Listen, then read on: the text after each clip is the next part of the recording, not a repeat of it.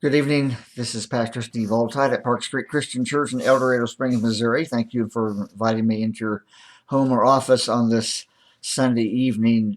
December 5th is when I'm recording this. I want to share tonight a blog article from Harvest Prayer Ministries about the prayer of forgiveness as we enter into the Christmas season.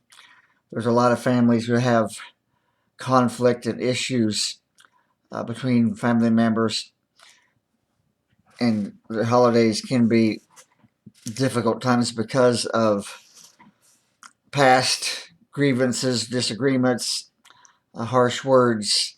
And so thinking about forgiveness, I think, is highly appropriate for this time of year to maximize our worship of God and being grateful for the Christ child coming to our world to rescue and ransom us and to bring reconciliation to all people, especially those close to us that we may be not so close to during this time because of something that's happened. So I want to talk tonight about the prayer of forgiveness. Luke 11 verse 4 says, "Forgive us our sins, for we also forgive everyone who sins against us." Scripture is very clear that sin is a hindrance to answered prayer. Isaiah 59 verse 2 states, "But your iniquities have separated you from your God. Your sin has hidden his face from you, so that he will not hear you." Then in Psalm 66 verse 18 we read, "If I had cherished sin in my heart, the Lord would not have listened." One of the most pervasive tenacious sins in the Christian culture today is unforgiveness. It's disobedience to Christ, and it renders our prayers ineffective and powerless. Many times an unforgiving spirit comes from a heart filled with pride. We often feel justified in our unforgiveness because of the wrong done to us by someone. Or the sin against us was so grievous that our own mind and heart, in our own heart and mind, we can't possibly forgive. Probably the most common stumbling block in this area is when we say that we have forgiven someone outwardly, but we're still harboring the resentment or anger in our hearts. Jesus effectively illustrates God's viewpoint on this matter in Matthew chapter 18, verses 23 through 35, when the king's servant who had been forgiven his debt turned down and refused to forgive the debt of a fellow servant. And as you remember that teaching from Jesus, the small debt, very small debt that he was owed was minuscule compared to the debt that he owed the king.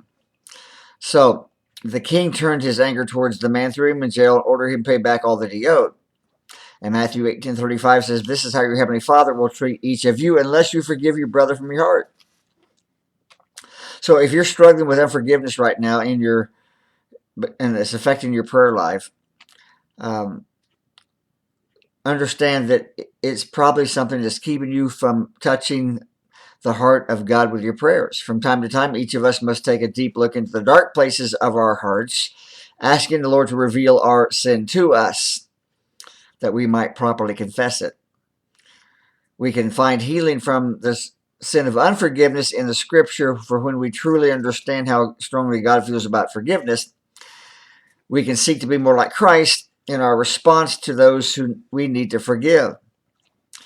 So I want to emphasize the importance, friends, of forgiving siblings or parents or close friends or aunts or uncles or grandparents or whatever, whoever, that for some reason we have been hurt by something they've done or said.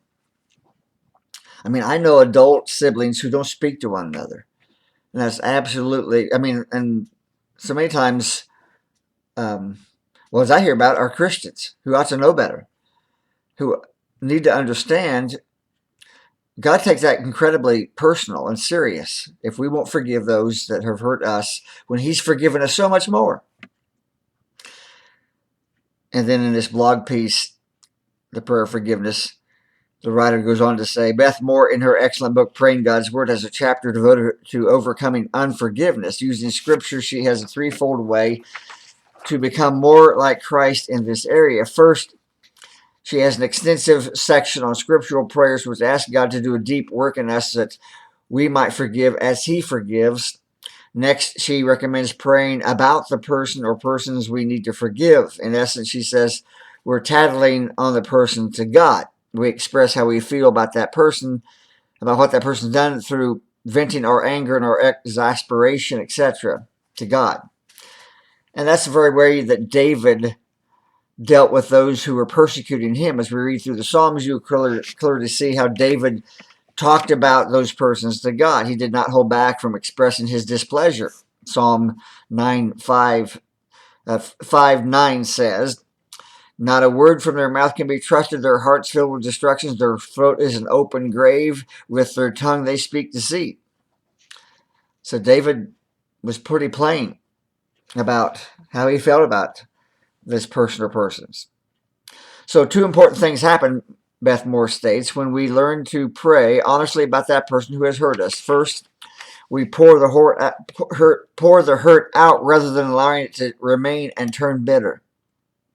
Secondly, we articulate our own feelings, thereby placing them in view before our eyes as well as God's eyes. This way, we also get a chance to see if something seems ridiculous, out of proportion, or perhaps right on target.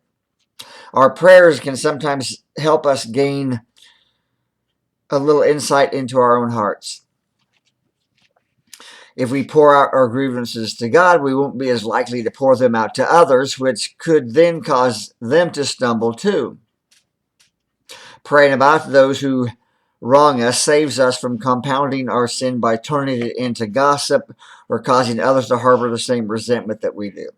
And then Beth Moore says, envision your heart like a pitcher, glass pitcher. Praying about the person we need to forgive is the means by which we tip that pitcher heavenward and slowly begin to pour out our negative feelings and frustrations to God. As we pour those things out, a wonderful thing happens. We make room for God to pour in. Our omniscient God knows that a heart heals when a heart changes.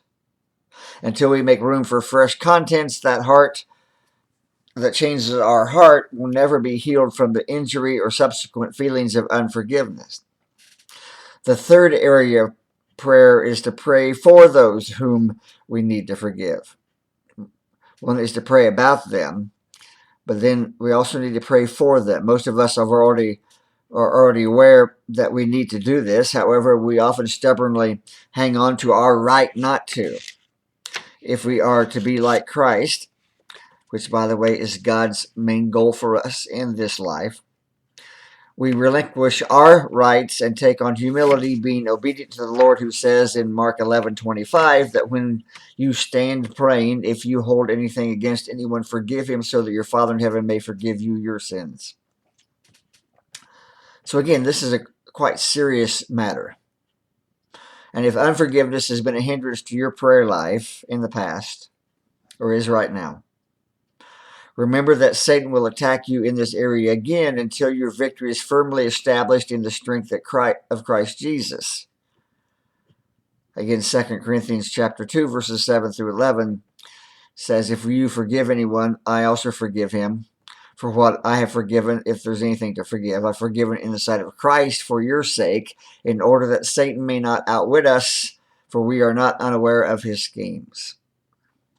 So understand the seriousness of forgiving people this holiday season. It's especially important that we do that our prayer life can be as effective as possible, and that we can have the spiritual arteries unclogged, that we might worship Christ as we should and adore him freely this Christmas season. So I challenge you, I invite you to join me in releasing any hurts that we might have from those in the past who have hurt us, that we might have the best possible communication with our Heavenly Father. The prayer of forgiveness is so vital for us to pray, to keep our communication lines open with our Heavenly Father, who wants the best for us, and he knows that we must forgive as he's forgiven us.